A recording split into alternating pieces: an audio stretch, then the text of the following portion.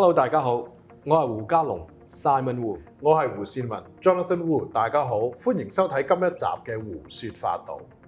咁 Simon 啊，我知道你今日所帶上嚟嗰個題目咧，喺一方面就好簡單，第二方面咧一樣都好複雜，就係複息利率呢個概念啦，係嘛？係冇錯。嗱，大家都好清楚咩叫 compound interest 複息利率。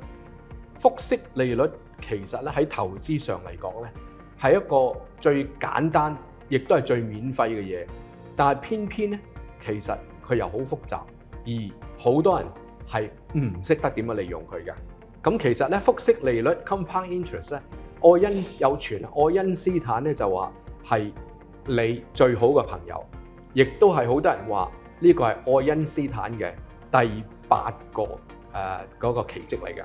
咁 Simon，點解同一時間可以又簡單又複雜咧 ？OK， 嗱，最好咧就係我用一個例子同大家講下。A 就係每一年由零開始啊，供500蚊嚟投資定期嘅let's say銀行存款咧，假設佢嗰個利率係3%。特 B 咧就每年一樣供500蚊喎，但係佢投資係風險投資股票或者私人債嗰度，假設年度回報率係7%。嗱，喺度提一提大家，你係若果用 rolling 係10年嘅，我上2個禮拜同大家講過咧，係10年嘅期裏邊咧，你係冇可能會蝕本㗎。OK， 第3就係 C 咧就同 B 一樣係500蚊每一年7%，但係佢一開始嘅時候咧，佢 start up 係擺2000蚊開始，錢唔係好多㗎咋。但係你睇睇以下呢幅圖啦，呢幅圖你睇到 C 咧就係最高回報嘅，係20年之後佢有27000。B 咧就係21000，而 A 咧就係13000幾。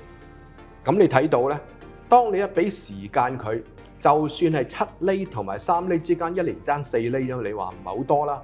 一俾到時間落去嘅時候咧，係一個天一個地。咁我講緊500蚊，假設係5000蚊一年咧，你可以睇到咧嗰個差別會好大啦。好啦，而家我俾一個實例你睇，唔係假設啦。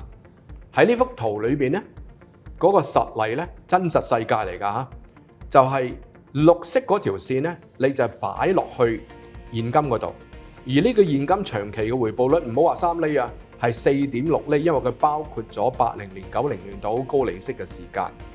咁呢個咧就係由1蚊開始嘅啫。我講緊1900年120年之前，你1蚊開始，你擺落現金綠色嗰條線咧，喺今日你係有大約272蚊，272倍，你認為好犀利啦，係咪？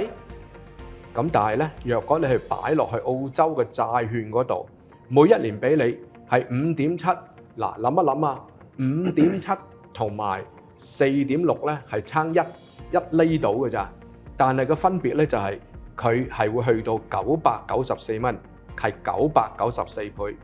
好啦，咁我話不如我買落澳洲股票啊，紅色嗰條線就澳洲股票，而澳洲股票每一年嘅回報率拉勻120年咧係 11.7%， 結果係乜嘢？你個1蚊係去到129萬。係100幾萬倍啊！咁你見到啦，你俾到時間佢，複息利率就算每一年差少少咧，個結果係好驚人嘅。咁 Simon，大家都知道啦，任何投資咧有升同跌噶嘛，有波動噶嘛。不過要你睇翻歷史上咧，平均10年個回報率咧，咁又點睇咧 ？OK， 嗱，其實咧，就若果我哋以滾動10年、20年嚟講咧，你係任何資產你都唔會點蝕錢嘅。喂，基本上你冇可能蝕錢嘅。咁我俾呢幅圖你睇，係一個滾動20年嘅數據。藍色嗰條線就澳洲現金，即係你淨係收利息嘅啫。